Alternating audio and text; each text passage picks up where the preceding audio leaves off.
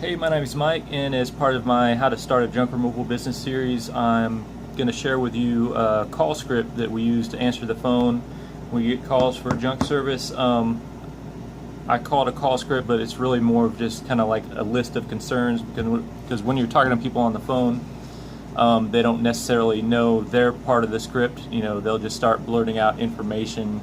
So I've gotten texts and emails about maybe putting up some kind of call script so people know what to say when they answer the phone. So that's what this is about.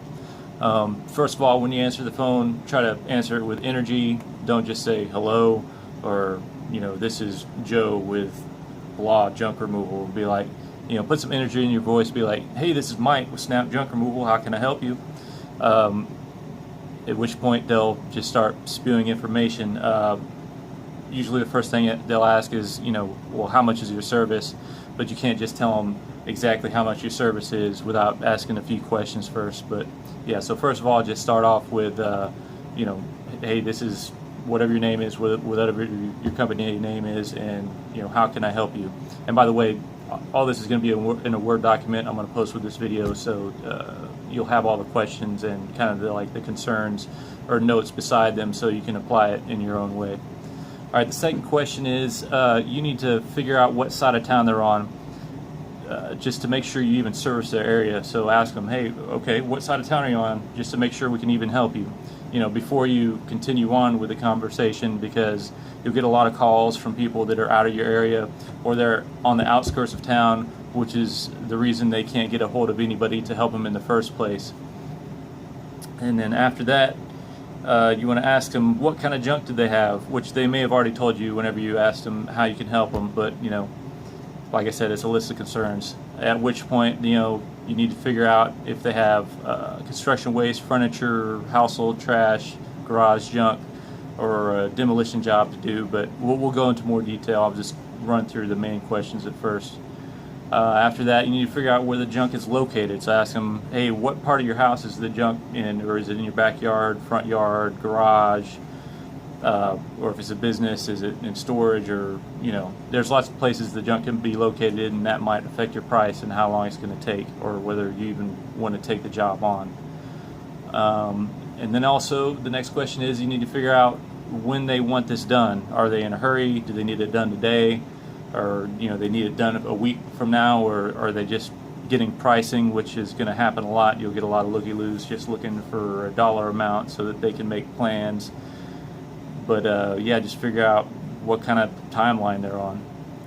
And then before you actually schedule a job, you need to make sure that they understand your pricing. So ask them, are you familiar with our volume-based pricing online, or however you price your stuff? If you list your pricing online, just ask them if they know, because what happens sometimes if you don't explain your pricing and they just say come out and handle the job, which it might be tempting to let them do that without really risk losing a sale.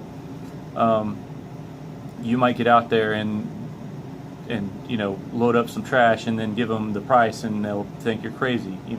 If your price effectively, you might be out of a lot of people's comfort range, because that's what it takes a lot of times to actually make a profit hauling trash. A lot of people think you can dump stuff for free and don't take in consideration how much your truck costs, and I won't go on about that, but yeah, make sure you're clear about what you actually plan on charging them so they can plan on actually paying you. Another question you need to consider is how'd they hear about you.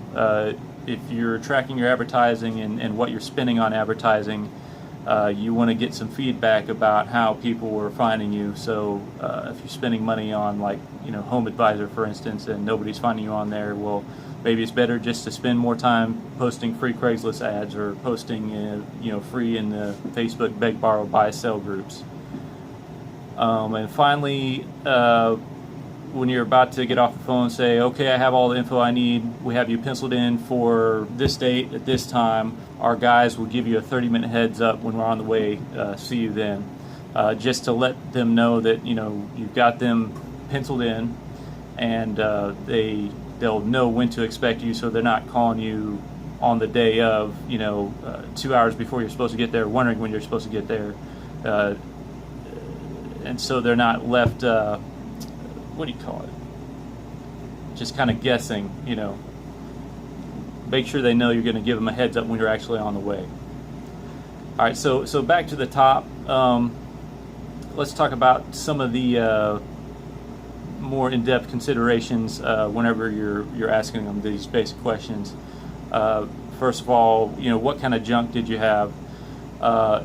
If they've got construction waste, sometimes you'll have to turn them down, because what happens a lot of times is people don't realize that they need a dump truck or a super heavy roll-off truck to get rid of like concrete and tile or some roofing stuff. So you're gonna, if they say they have construction waste, when you ask them what kind of junk they have or remodeling waste, you're gonna want to figure out, okay, do they have tile or concrete or some of these denser materials? So if you don't offer hauling services for those materials, you can kind of steer them in the right direction. Or if you do offer those services, you'll know to tell them that you charge them extra for that kind of thing, and so they'll have some realistic expectations. If they say they have furniture, you might want to figure out if it's upstairs or not, or if they have a big screen TV, you want to figure out if it's upstairs or downstairs or garage or what have you. Furniture is actually some of the easiest stuff to move for junk removal. You might consider giving some discounts or not. If you really want the job, bulk furniture, it looks like a lot, but it's really some of the easiest stuff to get rid of. But let's say you got a big screen TV upstairs, you're gonna maybe want to charge them extra for that. A lot of times people will surprise you and you might not be prepared. Also, some other things they might have is household trash. If they have garage junk, you need to let them know that you don't haul paint or hazardous chemicals or solvents. Those are, paint, oil, or solvents. Those are the three main ones out of garages that you can't haul, that everybody and their mom will try to get you to take. But there's also other things. So just, blanket statement, just because if they tell you you're hauling garage junk, let them know you can't haul hazardous chemicals. And limit the amount of tires you're willing to take, if you take tires at all. I usually tell people why I can't take more than 4 tires, because I need like special licenses to get rid of that kind of stuff, which you actually do. If they need demo work done, make sure you know what's going on. Somebody might call you with a deck that they need removed, and you need to make sure that they don't already have that, or they do already have that chopped up, or they're not just expecting you to come out and chop that up for free and haul the waste. Another big question we talked about is, where's the junk located? Obviously upstairs can be an issue. You might consider charging more for that. Backyard is kind of a big deal. I guess one of the big considerations with where the junk is located is going to really affect your time as far as how long it takes to load stuff.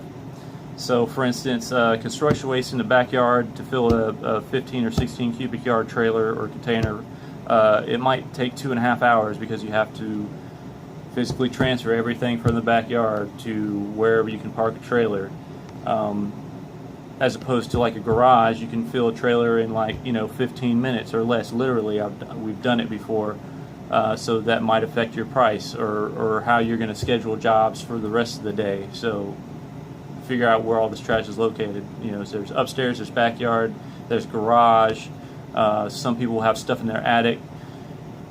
Some of it's on the side yard. If it's on the curb, you might cut them a price break, because it's a lot easier to load. You just roll up and toss stuff in. If it's in a business, you really need to figure out what their layout for their office or business is. If it's a multi-story unit office building, honestly, I'll turn down those jobs all day long. It's just such a hassle. First of all, to park in the first place, especially if it's in a downtown area. A lot of those places don't really have a real consideration for parking large vehicles.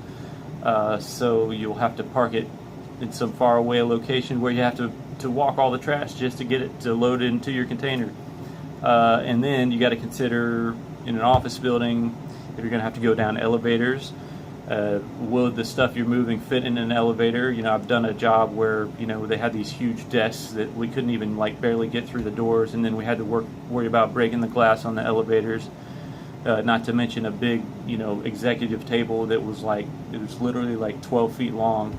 We had to carry it down some spiral staircase, again lined with glass. But so be careful about how willing you are to do junk removal at businesses, if it's especially for a large office building. And then you got to go through multiple doors. So if you're doing those types of jobs, make sure you charge extra for that kind of thing. Storage units are great though. I mean, if somebody has some a warehouse for their office stuff, that's usually pretty easy too. You can just back up to a warehouse, and a lot of times they'll have it right at the door, so that's not a problem. Some single-story office buildings can be a pain. Sometimes not so much. Sometimes you got to walk things from one office through 3 or 4 doorways, and then you'll have to have a gate code to get in. Anyway, I'm going on about it, but make sure you understand what's involved whenever you get involved with hauling junk for a business. If you want to let some of these businesses down easy, consider telling them that our insurance doesn't cover office buildings. That way they don't just hear the word no and then try to mow over you and try to get you to do it anyway, because people don't like the word no. It's weird. Storage units, you'll get a lot of calls for storage units. Storage units are my favorite, especially outside storage units, because you just back up to it. They're made for larger vehicles, and you just throw everything in. It's all just stacked there for you. Sometimes you'll have the interior storage units, but they'll typically be the smaller ones without a whole lot of junk if they're inside AC, that kind of thing. If you do go to a storage unit, make sure you get a gate code if you can, and make sure you ask for the unit number. A lot of people will leave that out. You might show up and wait for 15-20 minutes just to get in and have trouble communicating with them. If it's an apartment complex, make sure you ask what floor. Sometimes you'll get calls from people in apartment complexes, and then they won't even tell you they're in an apartment complex till they get there, and then you'll get the extra information. A lot of apartments have gates, which you need a code for. Really push for that gate code. A lot of people will blow you off, but push, and a lot of times you'll get it anyway, because what can happen is you show up and you wait at the gate for 10-15 minutes while you try to get a hold of the customer, and a lot of people don't even pick up their phones these days. You have to text, and it turns into a whole thing. So try to get that gate code, and of course ask what floor they're on in the apartment complex, because that'll affect how much you charge them. And apartment complexes, again, it's hard to park sometimes, especially during peak rush hours, like when people are getting home from work. So try to maybe schedule those in the middle of the day, or towards the morning sometime, so you don't run into that problem. If somebody lives in a condo, again, if it's a high-rise condo complex, you might even want to just turn the job down, or charge extra, because you'll have to go through stairs and elevators and what have you. And finally, as far as location of not just the junk but the job itself, just be wary of downtown areas, unless you have a truck like 1-800-GOT-JUNK has, with a dump bed on it, and you might be able to fit into smaller places, or reasonably small places. Parking in a downtown area is going to be really difficult for a big truck or a big truck and trailer. I personally, I work in the Houston area. I won't even go down to the downtown areas. I just flat out tell them no, as do a lot of people. All right, as far as the next question, when do they want the job done? There's certain ways you can make things easier for them if they're crunched for time. One is, make sure they know, if you're willing to do this, that they don't even have to be at the job. They can give you a credit card over phone if they can throw the stuff in the backyard, or on the curb, or on the driveway. So that'll get you a few more jobs that might have been a pain, with people trying to get you to come after 5 or 6 o'clock after they get off work. Also, if it's like an investor type situation or a realtor type situation, a lot of times you can get people to give you a lockbox code, because when houses are getting worked on by a bunch of contractors or dealing with realtors, they'll put a lockbox on there. So ask if they have a lockbox code that you can use to get in, and You can give people before and after pictures before you call for the credit card, so that they know the work's been done. And I was kind of surprised when I first started doing this that a lot of people are pretty comfortable with giving their credit card to somebody that they've never met, even if they've called them off Craigslist, as long as you show that act professional and give them proof that what you've done is done. Also, the next major concern: are you familiar with our volume-based pricing, or whatever your pricing scheme is? When you're telling people your pricing, you're going to get a lot of people that will automatically reject you, and it doesn't matter. They're just looky-loos. They know how much stuff costs. A lot of people want junk removal. They can't afford it. They can't afford to make it worth your while, cover your overhead, and make an actual profit. So don't be surprised when you tell people your pricing and they say it's it's too much, or a lot of people will be nice about it. They just say, okay, thank you, I'm just shopping around. They'll politely turn you down.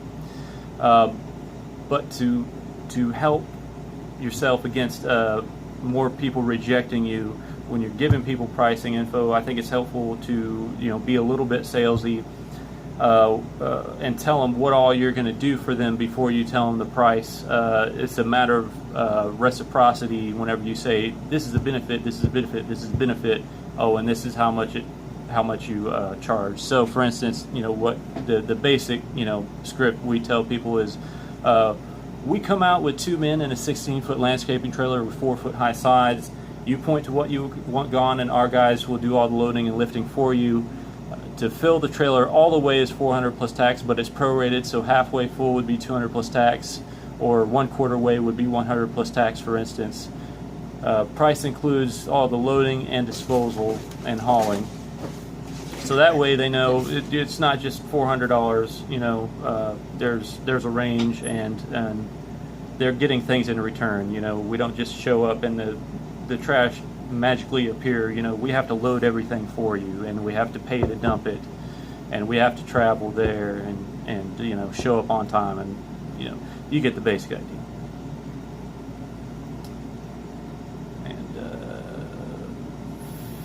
I guess that's about it. The other concerns are kind of self-explanatory. I can't really elaborate too much on that. But anyway, I'll include a link in this video so that you can get a general idea of things you need to address whenever you're scheduling somebody.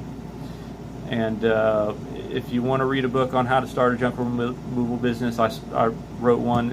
Look up how to start a 6-figure junk removal business. It's on Amazon. You can order it in paperback, or you can also get a digital copy. Anyway, thanks for watching. I hope I helped you out a little bit.